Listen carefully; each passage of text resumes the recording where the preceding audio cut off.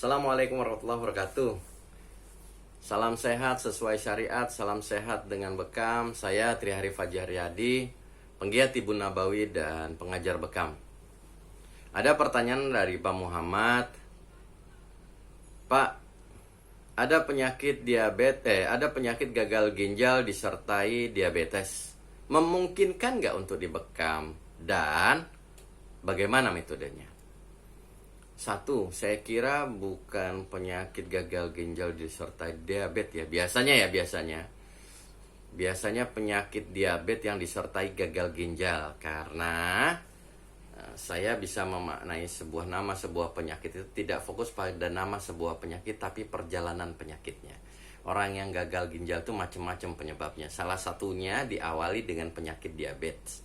Itu yang saya maksudkan, penyakit diabetes disertai gagal ginjal. Oke, metode bekam sehat adalah yang pertama, kita tata pikirannya. Yang kedua, kita bangun keyakinannya. Baru yang ketiga, ada analisa, diagnosa, dan eksekusi terapi. Baru kemudian bagaimana kita mengevaluasinya. Yang keempat, dengan menjaga stabilitas emosi yang bersangkutan. Kita lewati bagaimana menata pikiran dan membangun keyakinannya. Ini sudah kita bahasanya dianggap sudah gitu ya. Maka kita analisa. Satu, orang yang gagal ginjal gara diabetes. Kita tahu bahwa orang yang gagal ginjal ini sistem imunnya sangat-sangat lemah gara-gara diabetes tadi. Nah, ketika lemah, regenerasi selnya juga lambat. Ketika Anda lihat orang diabetes, nah kalau orang yang kayak gini nih, biasanya umurnya sudah di atas 50 tahun gitu ya. Maka ketika sudah di atas 50 tahun, satu, target bekam itu kulit dan darah. Yang pertama kulitnya, elastisitasnya sudah rendah. Kita tahu ketika Anda bekam orang diabetes, arah kerja dari bekam untuk gagal ginjal ini bekamnya menggantikan fungsi ginjal. Karena dalam penjelasan salah satunya yang dijelaskan Dr. Agus Ramadi tadi yang teman-teman lihat itu adalah bagaimana bekam ini, cairan darah yang ada diambil di bekam itu didapat dari dua cara. Yang pertama, rembesan dari melebarnya pembuluh darah sehingga keluar yang namanya CPS. Yang CPS ini harusnya keluar lewat ginjal, dia keluarnya lewat bekam gitu. Yang kedua, akibat torehan pembuluh darah. Nah, ketika Anda ngebekam itu nanti Anda hindari perlukaan pembuluh darah, tapi fokus pada merembesnya cairan yang ada di dalam pembuluh darah dengan melebarnya pembuluh darah. Yang otomatis tarikan kop ini mempunyai fungsi yang dominan. Lah kalau dia di atas 50 tahun, ketika ditarik itu nyedot semua itu kulitnya. Karena elastisitasnya sudah nggak akan efektif. Jadi ketika dia akan efektif sama kayak orang, sama fungsi ginjal bekamnya. Kalau yang pertama, darahnya, kalau gagal ginjal HB-nya sudah di atas, masih di atas 8 ke atas. Yang kedua, elastisitas kulitnya masih bagus. Kalau dua itu nggak terpenuhi, nggak efektif.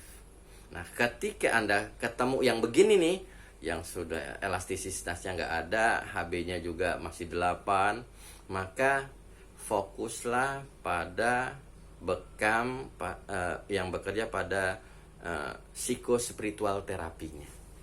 Itu. Ingat, fokus metode bekam, kaidah bekam kita adalah aman dulu, nyaman, baru efektivitas. Sudah jelas kalau sudah di atas 50 tahun dia nggak efektif. Jadi jangan di awal ini dulu, tapi amannya dulu. Aman bagi kita, aman bagi kliennya, nyaman bagi kliennya. Psikospiritual terapi menurut saya sangat efektif di dalam bekam itu sendiri. Nah, yang berikutnya adalah bagaimana kalau dia cukup darahnya, Pak.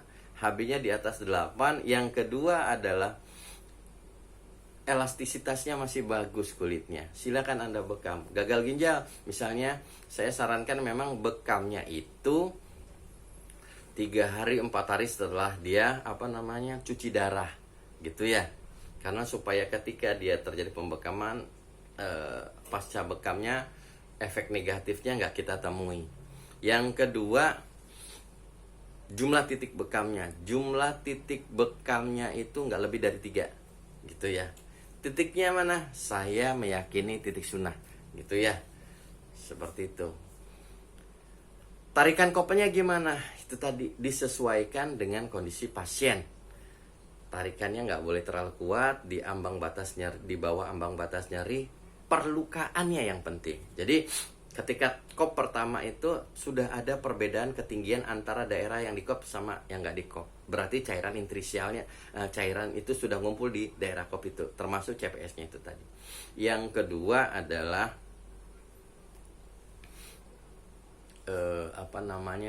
kudu di bawah ambang batas nyeri, tarikan kopnya gitu. Jangan sampai dia terlalu nahan sakit, nggak boleh. Kenapa? Karena yang diharapkan adalah endorfin yang keluar. Ketika endorfinnya keluar, maka sistem saraf parasimpatiknya bekerja. Kalau parasimpatiknya bekerja, maka sistem cernanya berjalan, mulai dari ngolah makanan, menyerap makanan sampai mendistribusikan makanan. Disitulah terjadi regenerasi sel, termasuk di organ ginjalnya. Itu incerannya. Perlukaannya gimana? Kalau perlukaannya saran saya enggak pakai bisturi, karena kita nggak bisa kontrol kedalamannya. Sehebat-hebat apapun, 1, 2, 3, 4, 5, mungkin 5-nya masih di bawah antara dermis dan epidermis. Tapi kalau lebih dari situ, dikhawatirkan. Tapi kalau pakai lensing, dia terukur. Itu ya. Cuma superficial, tipis banget. Nggak ngincer banyaknya keluar darah ya. Tarikan, berapapun keluar darah, ya itulah yang didapat. Oke, demikian. Wassalamualaikum warahmatullahi wabarakatuh.